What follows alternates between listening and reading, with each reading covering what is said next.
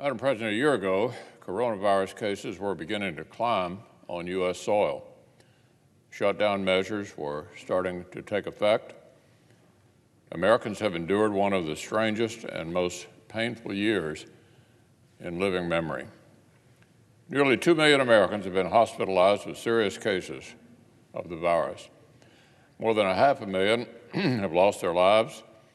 Millions of students and workers have had their lives completely thrown off course. But these dark times have also spotlighted some of the best of America: heroism, selflessness, ingenuity. Last March, the night we passed the CARES Act without a single dissenting vote, I said we'd see a new generation of American heroes, and so we have. Doctors and nurses and first responders have worked tirelessly to help their fellow Americans. Essential workers kept manning their posts and prevented economic collapse.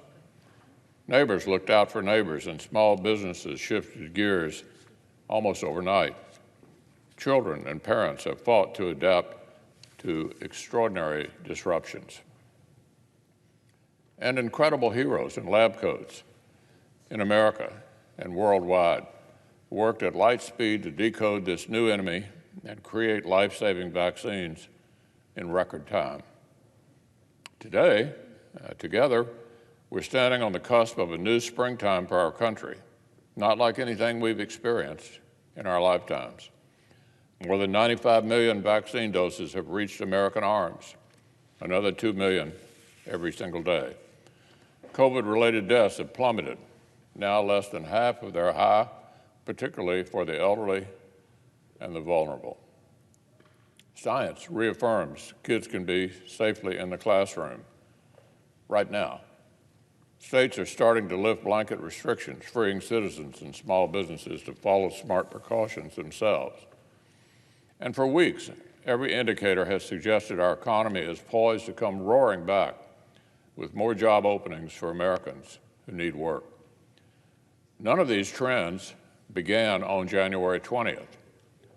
President Biden and his Democratic government inherited a tide that had already begun to turn toward decisive victory. In 2020, Congress passed 5 historic bipartisan bills to save our health system, protect our economic foundations, and fund Operation Warp Speed to find vaccines. Senate Republicans led the bipartisan CARES Act that got our country through the last year. The American people already built a parade that's been marching toward victory. Democrats just want to sprint in front of the parade and claim credit. So when 10 Republican senators went to the White House to suggest working together, a Democrat said no.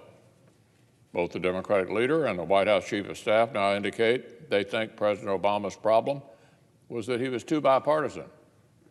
This time, as one journalist put it, the situation was, quote, Democrats to GOP, take it or leave it, end quote. The it that we're talking about here was a bill that only spent about 1% on vaccines and about 9% on the entire health fight. The rest of the tab went to things like this: a $350 billion bailout for state and local budgets unrelated to pandemic needs, with strings attached to stop states from cutting taxes on their own citizens down the road. Take the money, you don't get to cut taxes. Massive federal school funding spread over several years without requiring quick reopening. Sweeping new government benefits with no work requirements whatsoever. A time warp to the bad times before bipartisan welfare reform, which Democrats already say they want to make permanent.